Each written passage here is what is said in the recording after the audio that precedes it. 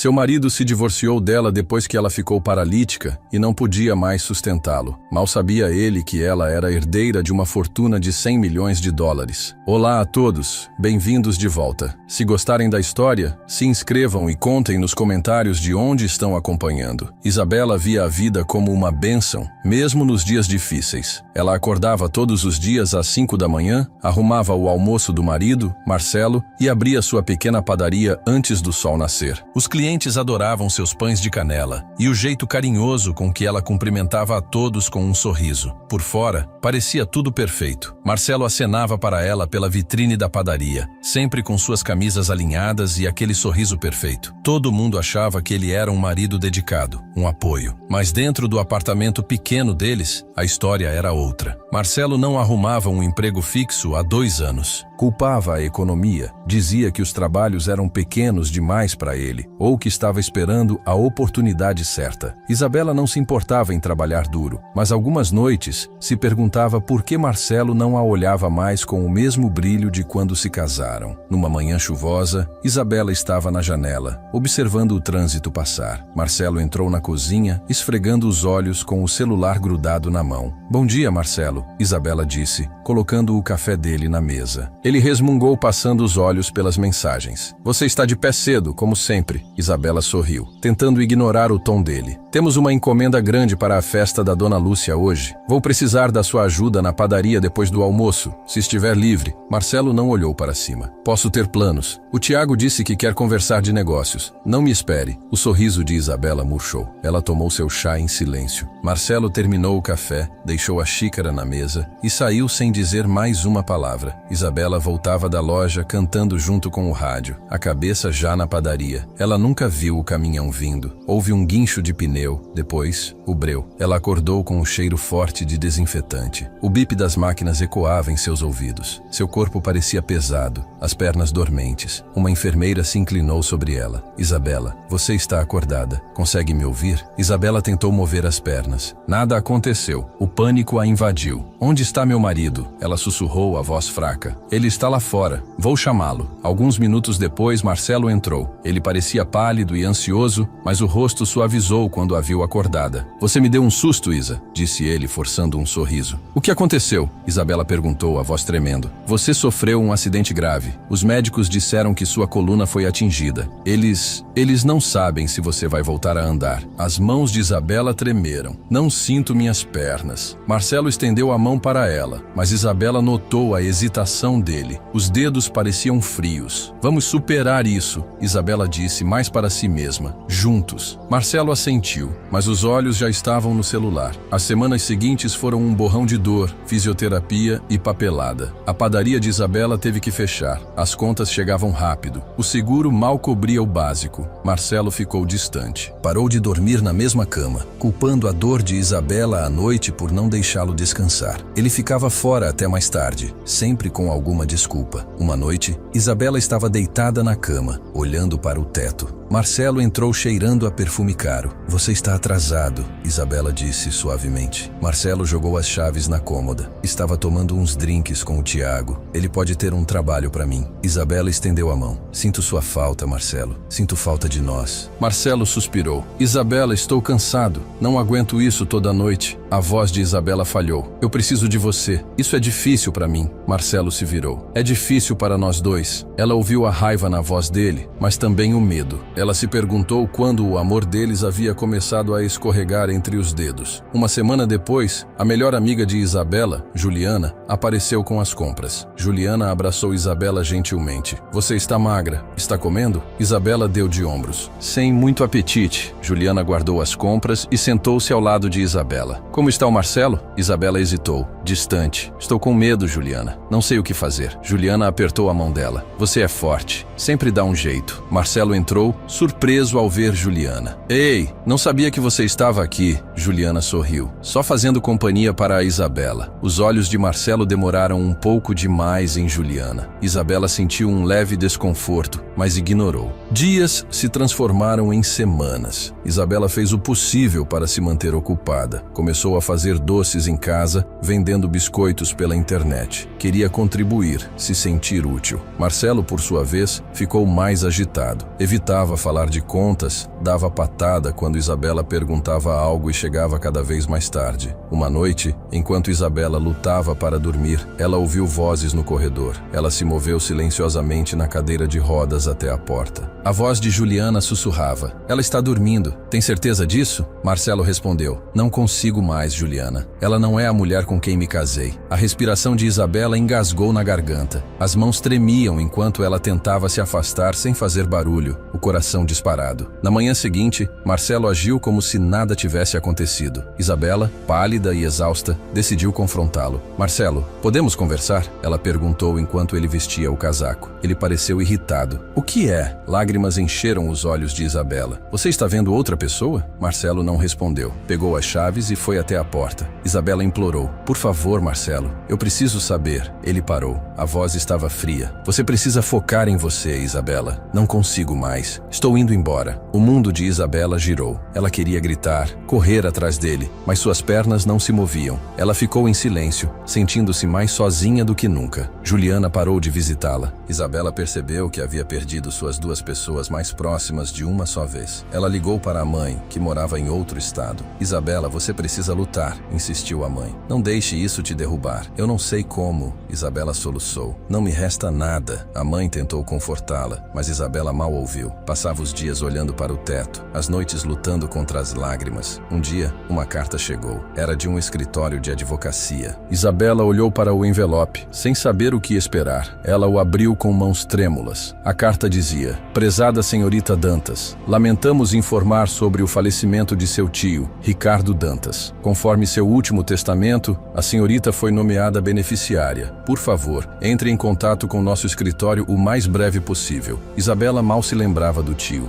Não o via desde criança. Ela amassou a carta e a jogou de lado. Mais drama familiar era a última coisa de que precisava. Mas naquela noite, sentada sozinha na cozinha, pegou a carta de novo. Pela primeira vez em semanas, sentiu uma pequena chama de curiosidade. No dia seguinte, o síndico bateu à porta. "Isabela, preciso falar sobre o aluguel. Está atrasado de novo." "Eu sei, senhor Silva. Me desculpe. Estou fazendo o meu melhor." Ele suspirou. "Te dou mais uma semana. Depois disso, terei que procurar outro inquilino." Isabela assentiu, sentindo as paredes se fecharem. Depois que ele saiu, ela olhou a carta do escritório de advocacia mais uma vez. Talvez ela devesse ligar, pensou. Não porque acreditava em milagres, mas porque não tinha mais nada a perder. Naquela noite, ela ligou para o número. Uma mulher atendeu. "Boa noite, Castro e Associados. Em que posso ajudar?" A voz de Isabela tremeu. "Aqui é Isabela Dantas. Recebi uma carta sobre o testamento do meu tio." O tom da mulher se animou. "Sim, senhorita Dantas. Estávamos tentando contatá-la. A senhora estaria disponível para vir ao nosso escritório esta semana?" Isabela hesitou. "Estou em uma cadeira de rodas agora. É difícil para mim me locomover." A mulher foi compreensiva. "Sem problema nenhum. Podemos providenciar um transporte para a senhora, se quiser." Isabela concordou, mal acreditando no que estava fazendo. Depois da ligação, ela sentiu uma estranha mistura de medo e esperança. Naquela noite, Isabela permaneceu acordada, pensando em Marcelo e Juliana. Ela se lembrou da promessa que fez a si mesma no dia em que abriu a padaria. Nunca desista, por mais difícil que seja. Ela não sabia o que o dia seguinte traria, mas pela primeira vez desde o acidente, estava disposta a descobrir. Se você ainda não se inscreveu, adoraria que se juntasse à nossa comunidade e me contasse nos comentários de onde está assistindo e como essa história te toca. Através de nossas histórias, construímos esperança e damos futuro a crianças e mulheres vítimas de abuso em todo o mundo. Por favor, nos apoiem compartilhando, se inscrevendo e participando de nossas histórias. Certo, então vamos continuar. Isabela mal dormiu na noite anterior ao seu compromisso. Ela continuava pensando nas últimas palavras de Marcelo, no som da voz de Juliana e na carta dos advogados de seu falecido tio. Uma parte dela ainda esperava que Marcelo ligasse, pedisse desculpas ou aparecesse na porta, mas o celular permaneceu em silêncio. Na manhã seguinte, um sedã preto do escritório de advocacia chegou. O motorista foi gentil, ajudando-a a entrar no carro e garantindo que ela estivesse confortável. Isabela observou a cidade passar, imaginando o que a esperava. No escritório, uma assistente simpática a levou de cadeira de rodas para uma sala de reuniões silenciosa. Um homem mais velho, de terno cinza, entrou com uma pasta grossa. Ele sorriu gentilmente gentilmente. Bom dia, senhora Dantas. Sou o Dr. Castro. Obrigado por vir. Isabela assentiu, ainda sem saber o que esperar. O Dr. Castro sentou-se à sua frente. Lamento a sua perda. Seu tio Ricardo falava muito de você em seus últimos anos. Isabela ficou surpresa. Mal me lembro dele. Perdemos o contato. O Dr. Castro assentiu. Ele levava uma vida tranquila, mas se importava com a família. Ele abriu a pasta. O senhor Dantas a nomeou como sua única beneficiária. Há algumas condições, mas Isabela o interrompeu. Beneficiária? Pensei que ele só me deixaria um relógio ou algo assim. O Dr. Castro sorriu. Na verdade, seu tio era um investidor muito bem-sucedido. A herança é significativa. Isabela o encarou. Quão significativa? O Dr. Castro hesitou. O valor total é um pouco mais de 100 milhões de dólares. O queixo de Isabela caiu. Por um momento, ela não conseguiu respirar. Isso é impossível. Garanto, é real, disse o Dr. Castro. Há condições. Você deve manter essa herança em segredo por 6 meses. Seu tio queria protegê-la de pessoas com más intenções. Você pode usar alguns fundos para necessidades, mas a maior parte será liberada após 6 meses, desde que mantenha o sigilo. Isabela tentou processar a notícia. Mas alguém sabe? Ninguém fora deste escritório. Seu tio foi claro sobre isso.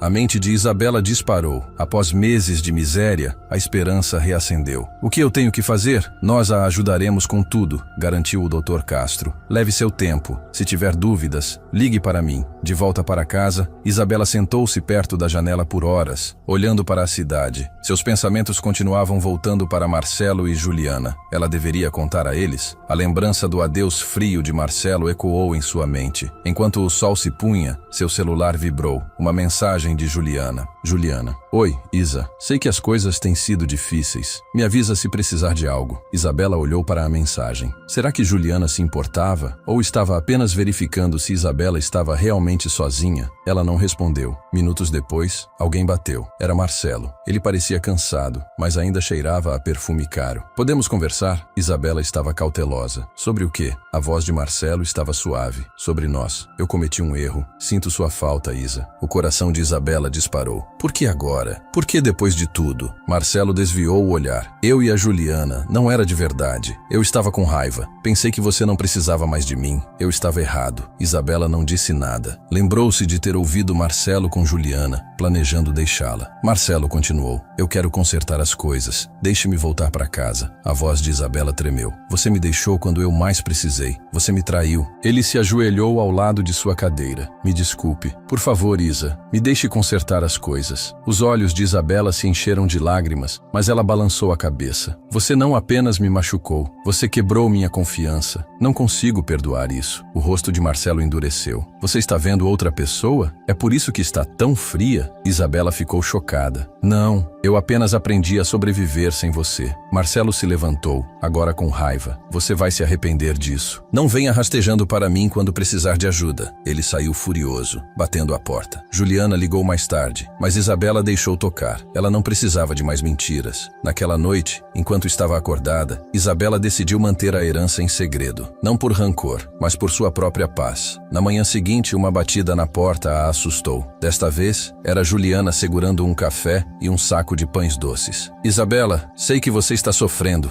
Vamos conversar, disse Juliana, sentando-se ao lado dela. Isabela permaneceu calada. Juliana parecia nervosa. O Marcelo está um caos. Ele se arrepende do que aconteceu. Você deveria falar com ele. Isabela olhou para Juliana. Você o amou? Juliana hesitou. Não sei. Foi uma bobagem. Ele disse que você o afastou. Os olhos de Isabela se estreitaram. Ele mentiu e você ajudou. Juliana desviou o olhar envergonhada. Me desculpe. A voz de Isabela estava calma. Você veio aqui por uma razão, Juliana. Qual é? Juliana se mexeu desconfortável. Você está bem financeiramente? Ouvi dizer que você recebeu um dinheiro da sua família. Isabela se enrijeceu. Tenho o suficiente. Os olhos de Juliana brilharam, esperançosos. Se um dia precisar de uma sócia, me avise. Isabela quase riu. Vou pensar nisso, disse ela, embora soubesse que nunca o faria. Juliana saiu logo depois, sua falsa preocupação exposta. Isabela passou a semana seguinte reconstruindo sua vida em silêncio. Com um pequeno adiantamento da herança, ela pagou o aluguel, comprou mantimentos e contratou uma cuidadora em tempo parcial para ajudar em casa. Uma tarde, seu amigo de infância, Lucas, a visitou. Ele trouxe flores e um sorriso caloroso. Olha você, Isa, ainda lutando, disse Lucas Lucas, sentando-se ao lado dela. Isabela sorriu pela primeira vez em semanas. Tentando o meu melhor. A vida tem sido interessante. Lucas assentiu. Se precisar de algo, estou aqui. Falo sério. Isabela olhou para ele agradecida. Obrigada, Lucas. Isso significa mais do que você imagina. À medida que as semanas passavam, boatos começaram no bairro. As pessoas sussurravam que Isabela estava bem,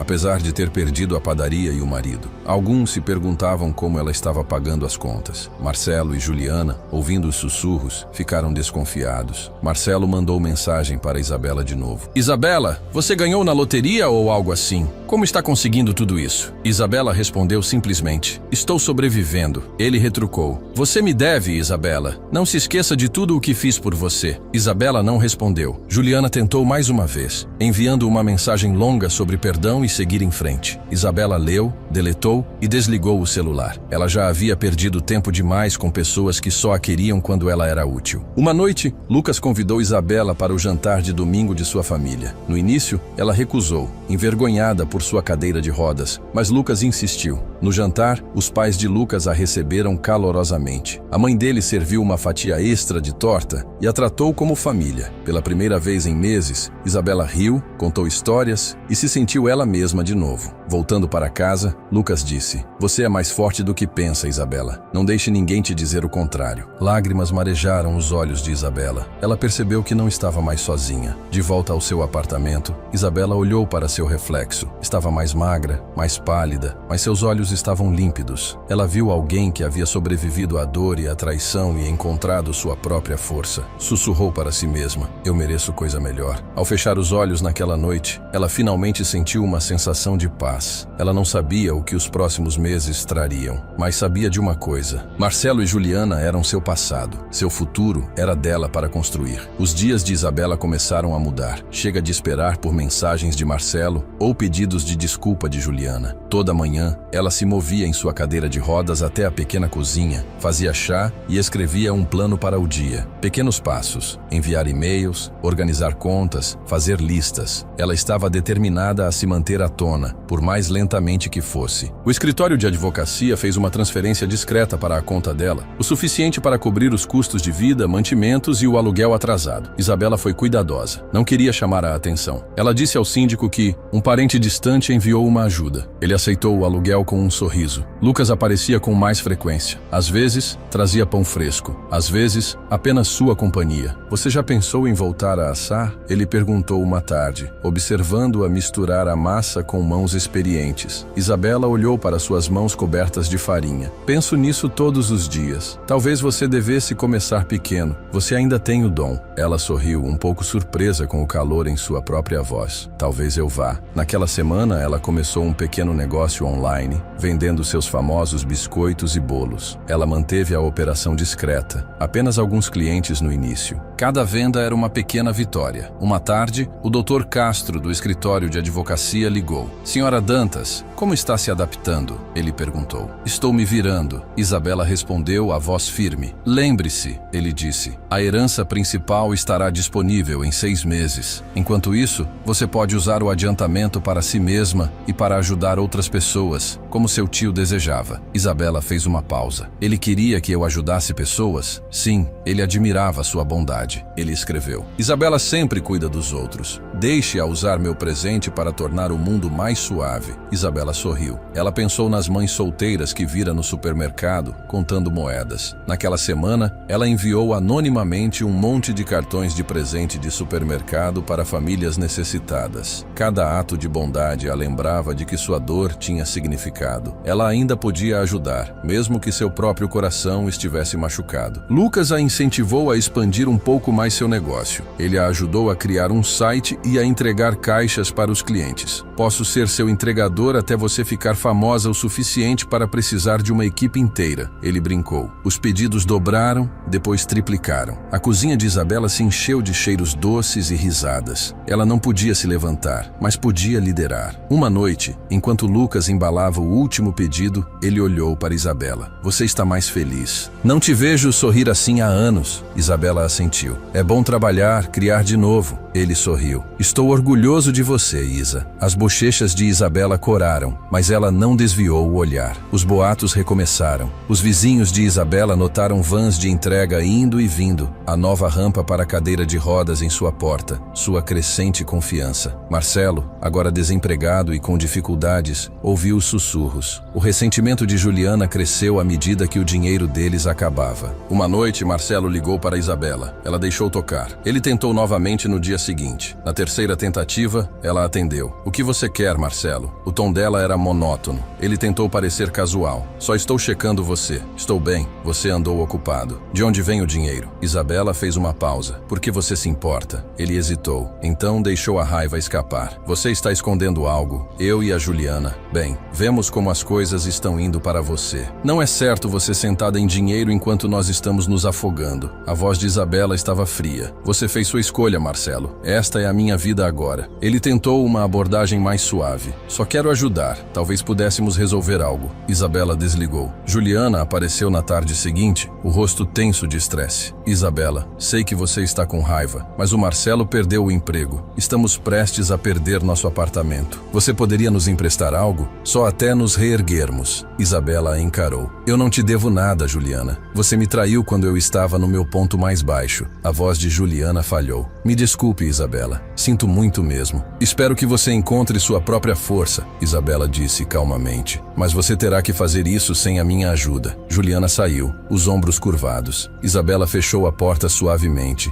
não por rancor, mas por um ponto final. Lucas celebrava cada pequena vitória com ela. 100 pedidos online, um cartão de agradecimento de uma mãe solo, um sorriso de Isabela em um dia que ela costumava temer. Você está mudando vidas, Isabela, ele disse a ela. Ela sabia que estava mudando também. Suas cicatrizes não desapareceram, mas não a dominavam mais. 6 meses se passaram, lenta, mas constantemente. Isabela manteve o segredo guardado a 7 chaves. A herança cresceu em sua mente, não apenas como dinheiro, mas como um símbolo de sobrevivência. Numa manhã ensolarada, uma carta chegou do escritório de advocacia. A herança era agora totalmente dela. Ela podia fazer qualquer coisa. Ela olhou ao redor de seu pequeno apartamento, o lugar onde seu coração havia sido quebrado e reconstruído. Pensou na traição de Marcelo, nas mentiras de Juliana, na lealdade de Lucas e no presente final de seu tio. Isabela finalmente entendeu que sua tragédia não era o fim, era o começo. Ela estava pronta para o que viria a seguir. No dia em que Isabela recebeu a notificação final de sua herança, ela encarou o número na página por um longo tempo. 100 milhões de dólares. Não parecia real, nem mesmo agora. Ela respirou fundo, fechou os olhos e deixou o alívio e a responsabilidade se instalarem. Naquela manhã, Lucas a visitou como de costume, trazendo flores frescas e café. Isabela ergueu a carta com a mão trêmula, mal conseguindo falar. É oficial. É tudo meu agora. Lucas abriu um sorriso enorme. Eu sabia que você conseguiria. O que vai fazer primeiro? Isabela sorriu, uma centelha de sua antiga versão brilhando. Vou reabrir a padaria. Maior, mais iluminada. Mas não é só para mim. Vou criar uma fundação. Quero ajudar pessoas que estão passando por dificuldades como eu passei. Era isso que meu tio queria. Lucas irradiava orgulho. Ele escolheu a pessoa certa. Isabela passou as semanas seguintes trabalhando mais duro do que nunca. Empreiteiros reformaram um prédio ensolarado na esquina do centro para sua nova padaria. Ela contratou funcionários, alguns com deficiência, mães solteiras ou pessoas que estavam passando por um momento difícil. Ela postou online novos começos, doces delícias, abertos a todos.